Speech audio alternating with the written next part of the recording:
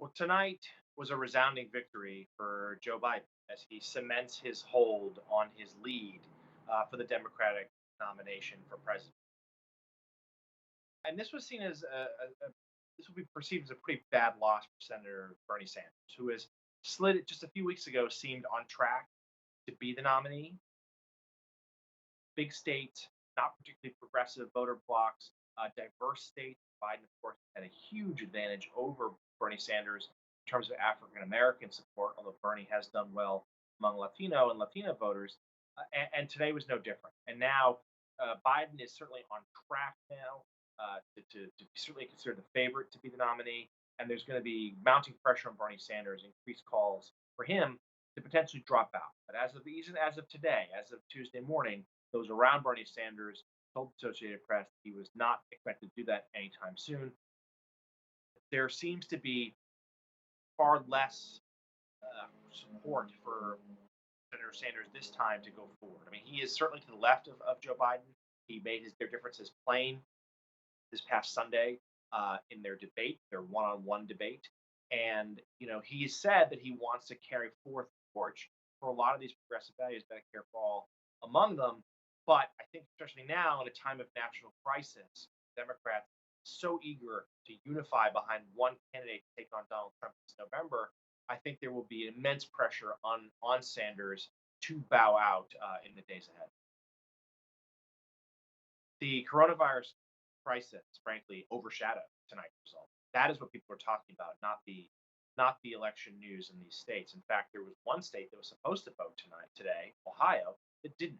The governor canceled, postponed that primary until June.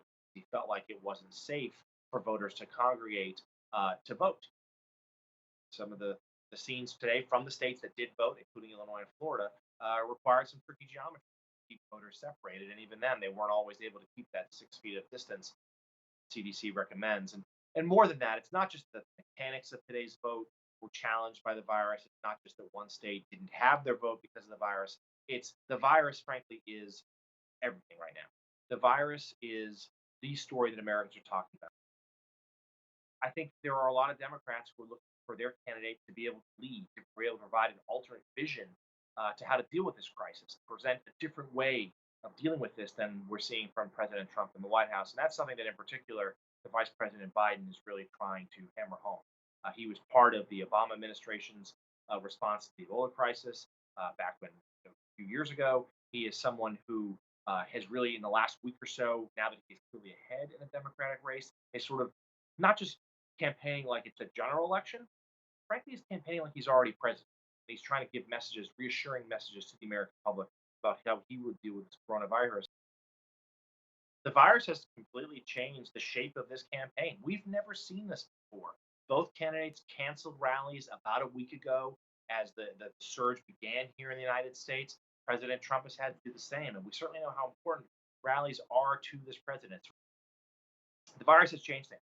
There aren't going to be large groups, large gatherings at rallies anytime soon. Candidates have had to use other means, virtual town halls. Joe Biden had some technical difficulties with one in Illinois the other day, but they're doing live streams, they're doing teleconferences, they're relying on surrogates to do television interviews.